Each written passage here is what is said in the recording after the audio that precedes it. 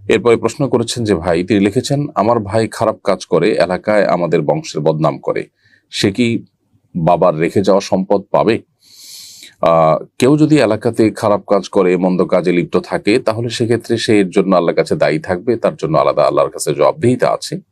কিন্তু এর কারণে মিরাসের অধিকার থেকে, মিরাসের প্রাপ্যতা থেকে সে মাহরুম বা বঞ্চিত হবে না।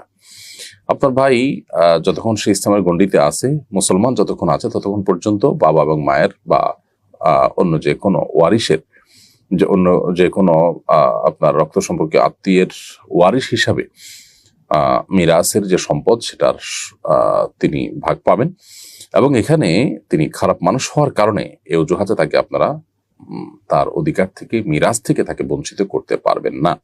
হ্যাঁ, জীবদ্দশায় কোনো ব্যক্তি যখন কোনো কিছু দান করবেন বা গিফট করবেন সন্তানদের মধ্যে, তখন একজন খারাপ সেই হিসাবে তাকে যদি বঞ্চিত করে অথবা কম দেয়, তাকে শাস্তি স্বরূপ, তাকে সতর্ক হওয়ার জন্য, সেটা জায়েজ আছে। কিন্তু তার মৃত্যুর পর তার সম্পদে ওয়ারিস হিসাবে অটোমেটিক ভাগ চলে আসে।